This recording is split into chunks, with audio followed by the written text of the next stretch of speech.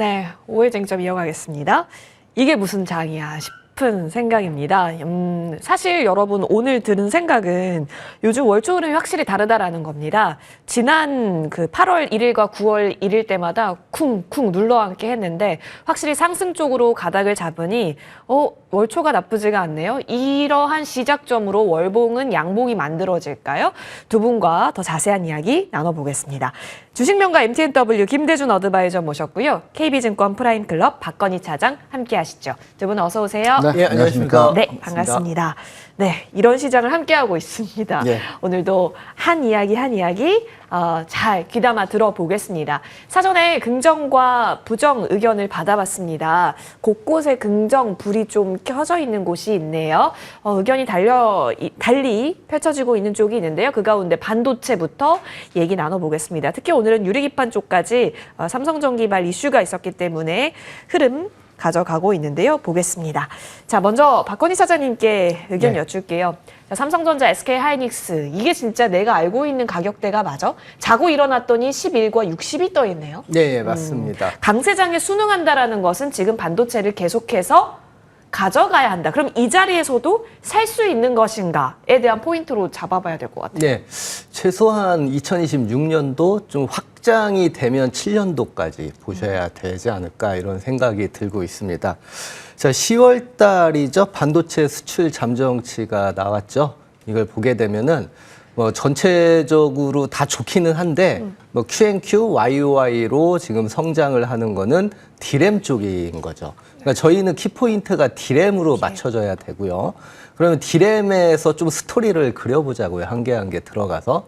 자, D램에서 모든 것이 다 좋으냐? 저희가 이제 전통적으로 이제 PC라든지 이런 쪽보다는 저희가 흔히 알고 있는 AI에 들어가는 AI 서버형에 들어가는 이 DDR5 RDIM이라고 그러죠. 이런 쪽이 굉장히 좀 좋아지고 있는 쪽이고요. 이게 이제 다 데이터 센터 향해서 발생을 하는 이런 수요가 될 걸로 보입니다. 근데 데이터 센터의 이 수요자들이 어떤 지금 현상을 나타내고 있냐면은 자, 지금 보면은 구하지를 못해가지고요. 서버양 D램을 계속해서 장기 공급 계약을 체결을 하고 있는 모습이 나오고 있습니다.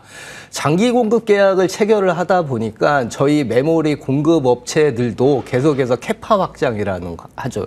그 캐파 확장을 지금 2026년도에도 지금 출하량 기준으로는 한 4% 플러스 그리고 캐파 능력이 한 20% 이상 이렇게 좀 상향이 될 걸로 보이는데 한간에서는 야 이렇게 되면은 공급이 또 과잉되는 거 아니냐 이런 우려까지도 현재 나오고 있어요. 그래서 반도체가 지금쯤이면 한번 좀 덜어내야 되지 않느냐 이런 얘기까지 나오고 있는데 잘 생각을 해보자고요.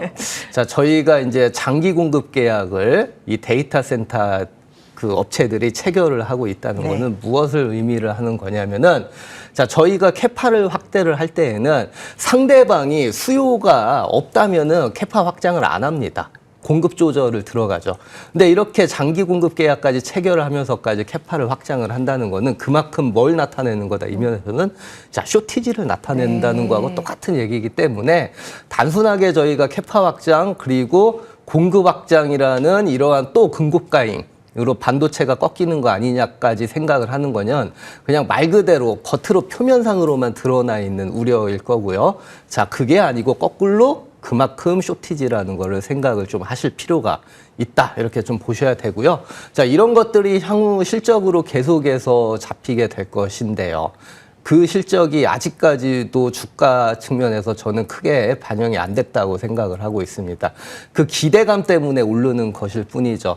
제가 계속해서 반도체주 중에서 얘기를 하는 것 중에 뭐냐면은 자, 실적으로 가시화돼서 숫자로 찍혀서 더 이상 여기에서 더 크게 찍히겠느냐. 그런 것들은 이제 향후에 YOY로 꺾인다든지 QNQ로 꺾이는 모습이 어느 순간에 영업이익단, 매출액단에서 그런 모습이 나와야지만 그때서야 반도체가 실적이 가장 좋은 정점인데도 불구하고 하락을 하기 시작을 할 겁니다. 그때까지는 아직까지도 시간이 좀 많이 남아있기 때문에 반도체주들은 그냥 사이클에 편승해서 저희가 계속해서 저는 공격적으로라도 매수하는 것도 괜찮다고 보이고요. 다만에 조금 조정이 간다면은 조정 시에는 뭐 분할 매수도 관점이 강하게 생각하면 될 것 같고 이래저래 매수 관점이 반도체주는 아직도 맞지 않느냐 이런 생각이 들고 있고요. 다만 저희가 이제 키포인트를 어디에서 이제 잡아야 되느냐 2026년도에는 저희가 이걸 볼 수 있어요. 2나노 향으로 들어갈 것이냐. 예. 아직 3나노 향인데 2나노까지도 지금 생각을 하고 있는 것이고요. 자, 2나노 향에서 현재가 인텔도 그렇고 지금 TSMC도 그렇고 삼성도 그렇고 이 케이펙스 투자에서 신기술이 2026년도에 나오는 것 중에 하나가 뭐냐면은 BSPDN이라는 기술이 있습니다. 이게 뭐냐? 이 백사이드죠. 웨이퍼의 백사이드의 전력 장치를 다뤄가지고 효율성을 나타내는 겁니다. 지금은 전력 장치가 칩의 윗단, 트랜지스터 윗단에 달려 있는데 그걸 밑으로 빼가지고요. 서로 양분화 시켜가지고 전력의 효율성을 더 극대화하는 모습을 나오는 BSPDN이라고 그러죠. 이게 백사이드 파워 딜리버리 네트워크 이렇게 좀 하고 있고요. 자, 이렇게 하게 되면은 계속해서 미세 공정, 선단 공정 쪽이 확산이 될 수밖에 없고요. 그렇게 되면 뭐 식각이라든지 증착이라든지 이런 것들이 2026년도, 7년도에 계속해서 좋아질 가능성이 좀 높고 있고요. 제가 조사한 바로는 인텔은 2026년도 그리고 TSMC하고 삼성이 2나노 시대인 2027년도 도입 예상에 있기 때문에 이런 기술들이 발전을 하면서 국내 업체들이 수혜를 받을 가능성이 굉장히 좀 높습니다. 그렇게 되면은 웨이퍼단에서 식각 쪽이나 이런 쪽이 굉장히 좋아질 거가 있고요. 저희가 이제 후면 식각을 좀 다루는 업체들부터 밸류 체인을 조금 좀 살펴본다면은 일단은 후면 식각 쪽에서는 저희가 기억해 두실 종목이 있습니다. 테스. 하나 이렇게 물론 지금도 주가적 측면에서 많이 올라가 보이고 있긴 하지만 언제든지 이러한 신기술 또는 앞으로 향후 나올 이런 로드맵 그리고 사이클 상에서 저희가 테스를 계속 좀 주목할 필요가 있고요. 후면 쪽에서 이제 배선 쪽에서 좀 생각을 하셔야 될 수 있는 게 이제 솔브레인인 거죠. 이제 구리라든지 배리어 쪽에서 이제 플라즈마 화학 소재를 이제 공급을 하는 업체고요. 그리고 한 가지 저희가 좀 보셔야 될 거가 이제 또 하나 마이크론 쪽을 좀 보셔야 되지 않을까 이런 생각이 듭니다. 하나 마이크론 쪽에서는 사실은 최근에 증권가에서 여러 가지 소부장주 중에서 좀 탑픽으로 좀 많이 뽑는 이런 장비주가 좀 하나 마이크론이 속속들이 현재 등장을 하고 있거든요. 메모리 사이클의 뭐 최대 수혜주다 이렇게 좀 나오고 있고요. 그 이유인즉슨 이제 HBM이라든지 이런 선단 공정 쪽으로 삼성전자라든지 하이닉스가 초점이 맞추다 보니까 나머지 외주 물량을 낙수 효과를 볼 수 있는 게 하나 마이크론 쪽인 거죠. 그래서 하나 마이크론도 좀 유심히 좀 보셔야 되지 않을까 이런 생각이 들고 있습니다. 좋습니다. 결국에는 계속 갈 수밖에 없는 점점 초미세화의 길을 걸을 수밖에 없는 AI 향로라면 지금 반도체 쪽은 공격적인 매수도 가능하다. 그럼 오늘 나온 SK증권 쪽에 하이닉스 100만 원과 삼성전자 17만 원 목표 주가는 근거가 있다라고 보시는 거네요. 그 부분에 있어서. 예, 근거가 방금 설명드린 것부터 네. 종합을 해보면은 쇼티지 현상이 계속해서 발생을 할 수 있기 때문에 저는 좀 근거 있다 이렇게 보고 있습니다. 계속해서 내년도의 흐름을 봐야 될 것 같습니다. 왜냐하면 말씀해 주신 대로 실적의 추정치가 둔화되는 구간들이 어디인지 근데 지금은 그것을 논할 때가 아니다라는 점에서 적극적인 매수가 가능하다라는 의견을 주셨습니다. 다만 계속해서 가니까 조정을 기다렸었던 분들에게는 이미 뒤통수를 계속해서 맞아오고 있는 시장이거든요. 근데 현재 구간에서 유리기판이라고 하는 새로운 키워드는 지금 오늘 그룹적인 움직임이 나타나는 접근이 가능할까요? 우리 김대중 대표님께서는 유리기판 긍정, 반도체 쪽에서는 중립 의견을 주셨습니다. 네. 캠트로닉스가 상한가에 가 있는 상황이죠. 삼성전기의 이슈가 좀 크게 반응을 시키고 있습니다. 국민연금이 최근에 주식투자 수익률이 60% 예, 나고들 하는 기사가 엄청났다고? 나오죠. 예. 지금 장에서 개인 투자자분들 중에서 수익률이 가장 높은 투자자는 어제 시작한 개인 투자자입니다. 주식투자 오래 하셨던 분들은 부담이거든요. 많이 올라서 여기서 더 갈까? 라는 고민이 있는 반면에 어제 투자하신 분들은 시황 좋고 전체적인 유동성 확보됐기 때문에 사야 돼라는 측면으로 시장을 접근하고 있습니다. 제가 지금 사도 된다라는 관점으로의 하나의 말씀을 근거로의 설명을 드려보겠습니다. 지금과 같이 시장이 좋았을 때가 지난 2020년도 시장에서의 모습이거든요. 그 당시에 2020년 2월부터 2021년 7월까지 1년 한 6개월 동안에 개인 투자자들이 120조를 샀습니다. 와. 그러면서 지수를 끌어올렸거든요. 예. 지금의 장은 지난 5월부터 개인 투자자들이 계속 매도를 하고 있죠. 그리고 고객 예탁금도 현재 85조 원에 육박하는 수준입니다. 네. 그러면 개인 투자자들의 매수 여력이 충분한 상황에서의 현재 시점이라고 저는 개인적으로 판단합니다. 그리고 오늘 장에서 움직이는 종목, 그러니까 유리기판을 포함해서 오늘 장에서 강세 현상을 보이는 종목들은 대부분 소외주였거나 개인 투자자들이 선호하는 종목 중심으로 해서 주가 상승의 흐름들이 진행되어지고 있습니다. 이런 맥락에서 본다면 유리기판 관련 업종의 종목들 같은 경우에도 오늘 장에서 최근까지 강세를 보였던 반도체 소부장 종목들이 다소 쉬어가는 모습을 보여주는 흐름에서 풍선 효과 측면에서의 유리기판 쪽으로 매수세가 현재 몰리는 측면에서의 흐름들이 나타나고 있다고 해석을 할 수 있거든요. 그렇다 본다면 풍부한 유동성을 기반으로 해서 개인 투자자의 매수 여력에 대한 판단으로 해석해 볼 때 유리기판 관련주들의 추가 상승 여력은 충분히 남아있다. 지금은 유동성 장세, 돈의 힘에 의해서 움직이는 시장에서의 모습이 진행되어지고 있기 때문에 어제 시작하신 분들 수익률이 가장 크다라고 말씀을 드렸지 않습니까? 기존에 내가 주식 투자를 해서 주식 투자 관점에서의 이만큼 오르면 주가가 조정을 받았지 라는 관점보다는 시장의 시세에 맡겨서 흐름을 타는 형태로의 진행해보는 것은 어떠할까라고 여러분께 말씀을 드려봅니다.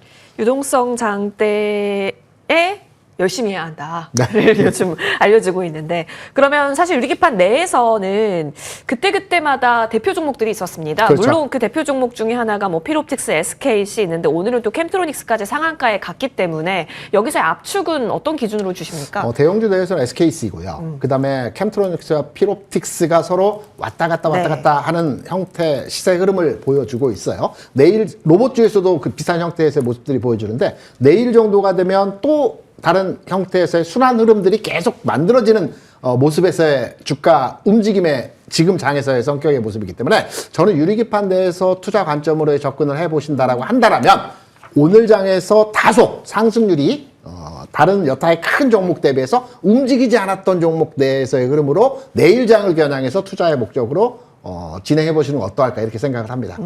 기회는 분명히 있는 장이다라는 것을 알려주셨고 그 속에서 종목 우선순위까지 언급받아 봤습니다. 유리기판, 반도체 두 분의 의견 정리하고요.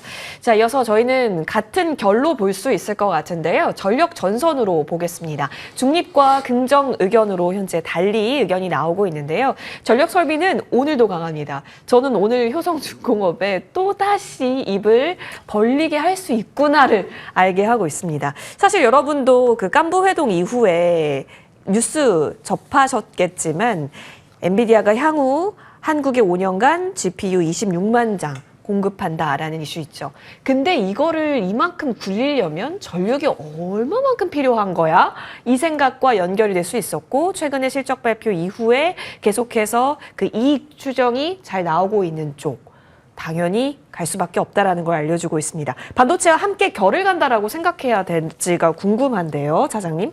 예, 방금 저희 앵커님이 말씀하신 거에 힌트가 있는데요. 지금 전력기기를 저희 성장주로 봐야 될 것이냐, 아니면 전력기기 하면 이제 변압기 뭐 이런 쪽이잖아요. 그쵸. 이게 저희가 전통적인 산업재거든요. 그럼 저희가 흔히 얘기하는 산업재 하면은 가치주로도 평가를 할 수 있거든요. 그러니까 여기서부터 이제 헷갈리기 시작을 하는 거예요. 저만큼이나 효성중공업이 많이 올랐는데, 야, 이거는 성장주 그 예전에 그 2차 전지 메타버스 가듯이 그게 막 떠오르기 시작을 하는 거예요. 아무것도 없는 실적에 그리고 향후 어떻게 나올지 모르는 이런 성장주 같은 모습 때문에 미래만 먹고 사는 거냐. 아니면 가치주로서의 성격이냐 이런 건데 어느 쪽이 맞다고 보십니까? 근데 일단 실적이 너무 잘 찍히니까 네. 그때랑은 또 다른 것 같아요. 그렇죠. 네. 그러니까 구조적인 성장과 맞물려서 실적이 네. 찍히다 보니까 주가가 빠지려고 해도 안 빠지고 계속 맞아요. 그 저희가 흔히 얘기하는 멱살 끌고 올라가는 모습이거든요. 그래서 저는 계속해서 가치주로 봐야 된다고 생각을 해요. 그러니까 주가는 높지만 되게 아이러니컬하게도 그 주가를 계속해서 방어를 해주는 합당화해주는 가치주의 모습이 계속해서 전력기기에서 나오고 있거든요. 물론 저희가 도화지 속에 아주 높은 빌딩처럼 솟아있는 모습이지만 그 솟아있는 그 빌딩 같은 주가의 흐름이 저희는 합당화되는 게 맞다고 생각하고 앞으로 여기에서 얼마나 더 쌓여서 이 도화지를 뚫고 올라갈지는 저희는 계속 지켜봐야 되지 않나 이런 생각이 들고 있고요. 그 이유 중에 하나가 뭐냐면은 저희가 전력기기를 판단을 할 때도 어떻게 보면은 주가적인 측면, 실적적인 측면에서 좀 맞추기가 좀 쉬워요. 왜 그러냐면 수주 산업이기 때문에. 지금 보면은 PPI 그 변압기 그 생산자 물가 지수가 있지 않습니까? 그 물가 지수로 사실은 수주를 할 때 그걸로 잡아요. 그리고 그거에 대한 실적이 언제 나타나냐면은 리드 타임상 1에서 2년 후에 이렇게 실적이 나타나거든요. 지금 변압기 가격도 이렇게 높은데 네. 그 리드 타임이 또 길어져요. 대부분의 대형 변압기 같은 경우가 최소한에가 지금처럼 사이클이 시작하기 전에 9개월 정도 걸렸는데 지금 18개월 이상 걸리거든요. 그 말인 즉슨 뭐냐면은 실적이 앞으로 뒤로 갈수록 더 잘 나오는 현상이 나타나고 있고요. 중형 변압기도 평균적으로 한 5개월 정도 되는데 지금 최대 1년 이상 좀 되고 있거든요. 그러니까 이런 것들이 계속해서 지금 실적이 아니고 2년 후, 3년 후 네. 실적하고 맞물려 있기 때문에 이런 것들 때문에 좀 가치주로서로 계속 봐야 되지 않을까 이런 좀 생각이 좀 들고 있습니다. 저희가 이제 전력기기에서 좀 이제 키포인트로 보셔야 되는 것 중에 하나가 뭐냐면 이번에 저희 전력기기들의 실적을 이렇게 딱 보게 되면 포트폴리오가 변화가 되고 있어요. 일단은 첫 번째로 GIS 쪽이죠. 그러니까 뭐냐면 이게 가스 개폐 쪽 고마진이거든요. 예. 그러니까 포트폴리오가 이제 변압기에서 계속 변화가 되고 있고요. 두 번째가 이 그 고압 해상 그 케이블이죠. 해저 케이블. 이쪽에서도 지금 수주가 계속 일어나고 있고 세 번째가 ESS 쪽이거든요. ESS. 예. 요 세 개가 맞물리면서 또 다른 리레이팅, 밸류에이션을 계속 형성해 가는 과정에 있기 때문에 저는 이러한 높은 주가긴 하지만 이게 이제 내리면은 저는 이제 다시는 못 들어갈 수 있기 때문에 보유하신 분들은 계속 보유하시고요.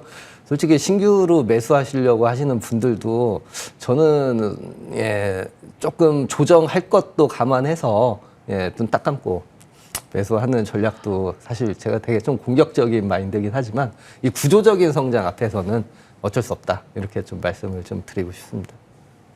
반도체, 전력 쪽은 눈 딱 감고 전략이 필요하다 의견 주셨습니다. 2주 전으로 시간을 돌린다면 우리 박건희 네. 사장님께서 산일전기 언급하셨을 때 그때는 눈 뜨고도 가능했을 텐데. 네. 그렇죠? 이게 왜 그러냐면 산일전기만 지금 못 가고 있었거든요. 예. 그 당시에 옆으로 횡보만 이렇게 좀 하면서 그러니까 이게 이제 키 맞추기로 가든 뭘로 가든 이렇게 가는데 방금 말씀드린 그 키워드 쪽에서 ESS 관련주로서 산일전기를 저희가 계속해서 봐야 될 것 같고요.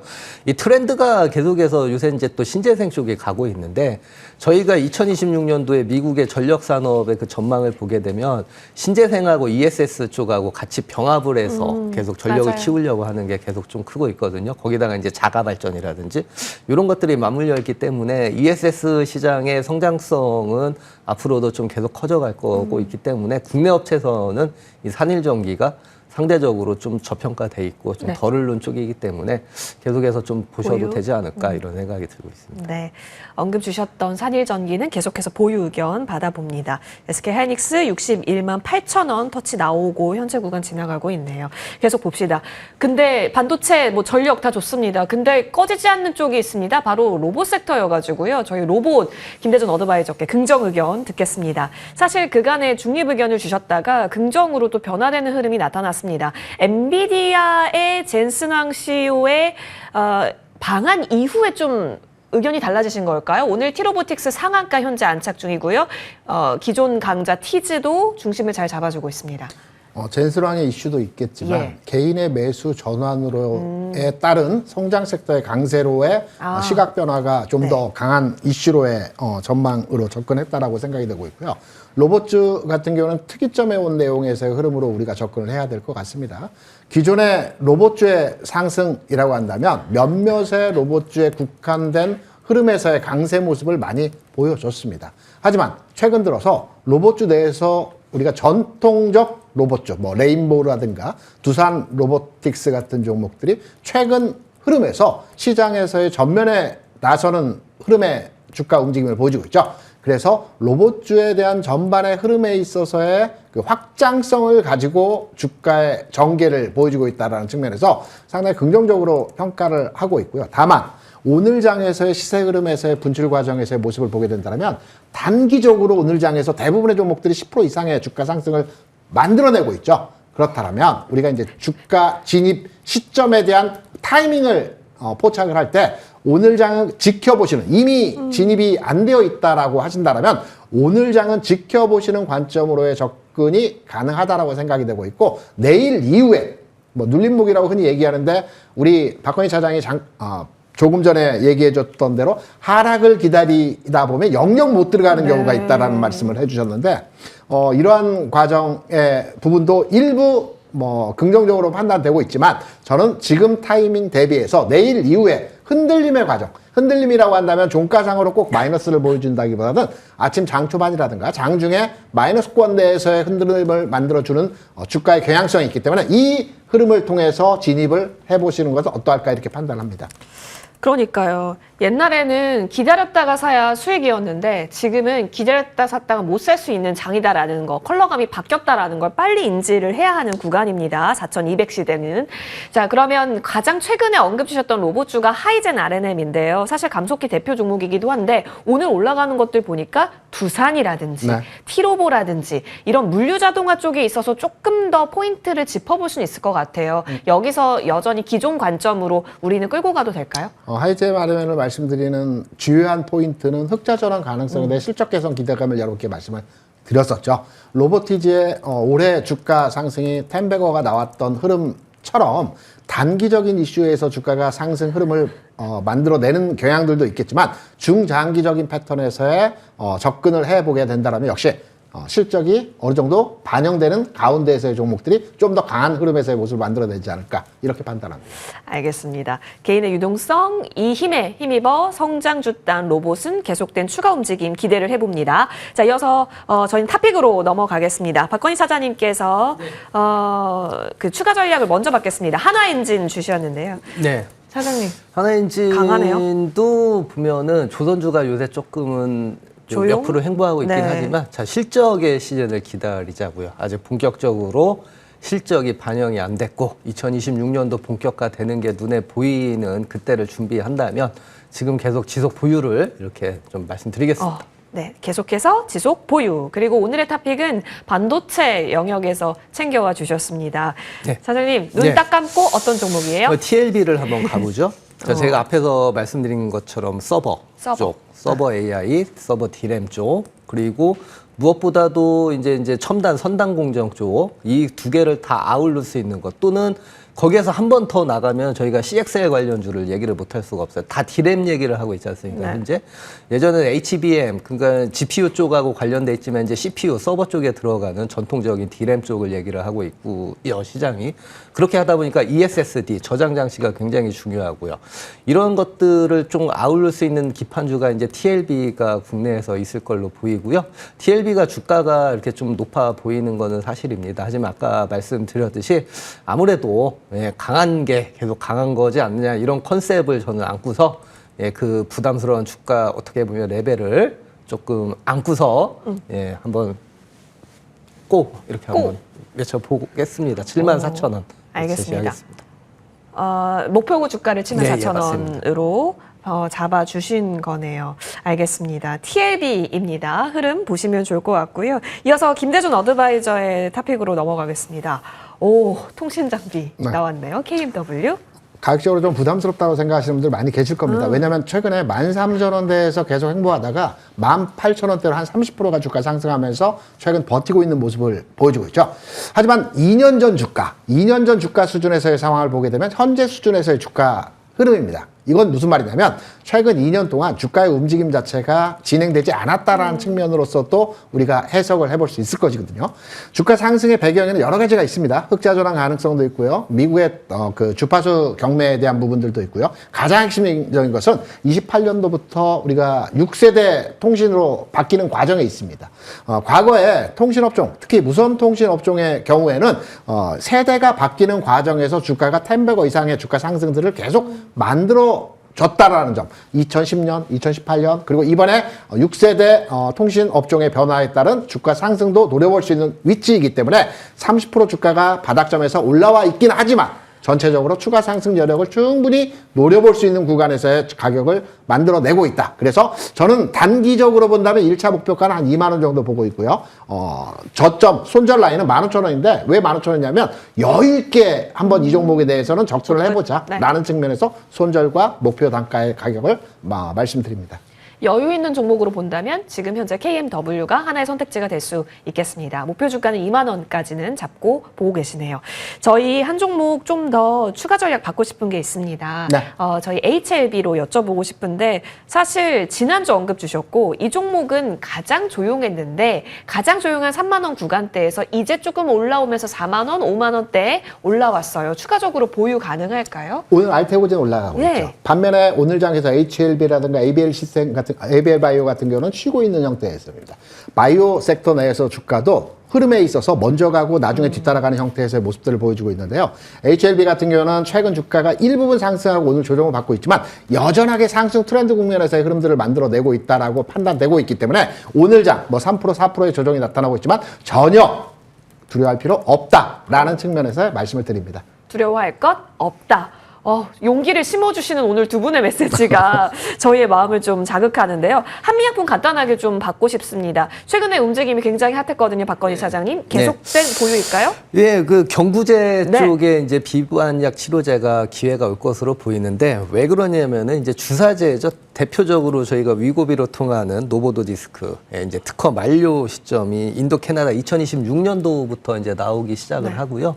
그렇게 되면은 뭐가 하냐면 특허가 풀리면 저가 제네릭이 이제 출시가 되기 시작을 할 것이고 경구제로서의 전환 수요가 계속 갈 것이고 이 키포인트가 있는 기업이 두 개가 있죠. D&D 파마테가가 한미약품. 근데 한미약품 같은 경우에는 현재 북경 항미 정상화를 시작으로 해서 실적도 계속해서 가시화되는 쪽에 있는 거기 때문에 실적을 겸비한 대형주면서 그리고 비만 치료제면서 이제 경구제 시장에 이러한 모멘텀까지 가지고 있는 한미약품 계속해서 좀 보유해볼 만하지 않나 이렇게 말씀드리고 싶습니다. 제약바이오는 두 분 모두 긍정 의견이었습니다. 그 가운데 종목들까지 추가 전략 도와드렸습니다. 잘 판단 내려보시길 바라면서요. 4,210선과 912선 지나가고 있습니다. 오늘 끝까지 성투하시길 바라면서 머니투데이 방송과 함께 하십시오. 저희는 여기서 물러납니다. 고맙습니다.